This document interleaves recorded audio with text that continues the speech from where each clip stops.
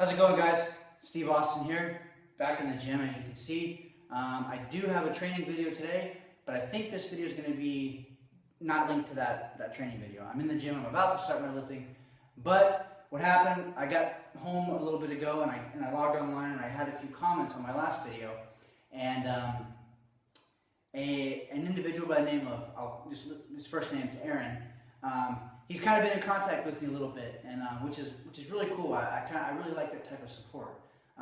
So Aaron is a 16-year-old, and he's just starting out lifting, and he's really got his head on straight. I wish that I had that when I was 16. Well, basically he had a question for me, and I thought it was worthy of a YouTube video. So making a video on it, a video response to his question. So he asked why I utilize reverse banded bench press and how to set that up on a power rack. So two-part question. The first I'll answer why I use it. I could get into the controversy of this type of assistance work being solely for a geared lifter, but that's actually a topic that I do want to cover on a next video. That's going to go way too. That's a 5-minute plus video on itself. So I'll just keep it at why I do it. So the reason why I do this is because I want to overload my bench press. That's all I want to do. I want to safely overload my bench press.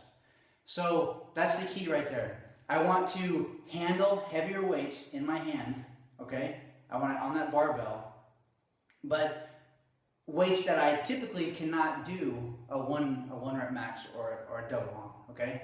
So in order to get get the same bench press mechanics in, okay, doing an actual bench press how I would without the bands, getting that rhythm down with 10 to 20 pounds heavier than my 1 rep max. That's how you're going to be able to do that with the bands, because the bands is going to help you get it off your chest, right? And it's going to then the weight is going to increase as you press the weight back up, okay? Because the bands are stretching at the bottom and then they're slowly getting rid of the tension on the way up. So that is the reason why I do it. And again, I'm going to go into detail later about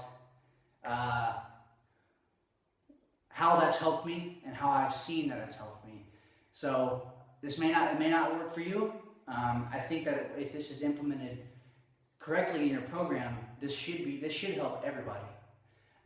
So that is why I do it. Now let me show you how I set it up. It's fairly simple. I'll bring the camera over here with me. It's fairly simple. If you have a standard power rack like I do, as you guys can see, I'm sure you've seen it in all my videos, but it's just a standard power rack, a cage. So what I do is we'll come over here to this side, and I'm not too good at this. So here's the band right here, guys. It is looped around the top of the rack right here, and this is on both sides. Okay, you see, looped around on the top. So, and then the weight it comes down onto the barbell. Let me come around here. You see how it's looped around the barbell? Simply just looped. I mean, it's not like tied or anything on the barbell. It's just looped around it. So that is how I set it up. Not much more to it. One thing, obviously you want to, a little common sense, make sure that they're lined up with each other as best as you can. Just eyeball it, make sure it's even, so that even distribution of the tension can be, given out. So that's it right there, guys. I mean,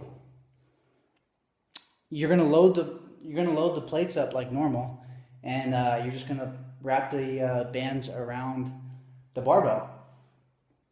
So bands are going to differ, obviously, from tension and how much weight they're going to take off at the bottom. that's something that you can figure out when you buy your set of bands. These are, I can't even remember where I got these from. I was in Iraq in 2010, and that's when I ordered them. So, they're not Elite FTS bands. It was, I think, off some website when I was just trying to, when I was a bro back then, just trying to get my bench press strength up. And I was doing banded bench press, the tension, you know, from the other side, the opposite of this. Topic for another video, talking about being a bro in my past. Anyway, yeah, that's it, guys. I hope the video helped.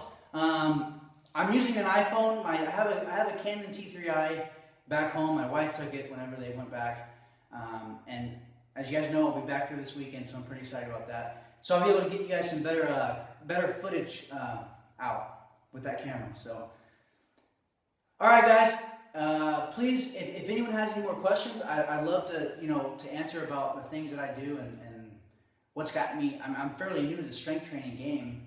I don't say that I know everything at all. I can only give you guys the things that I've learned in the past 10 months, and I really do want to pass those things on. So hope that helped you out, buddy. Thanks. Later.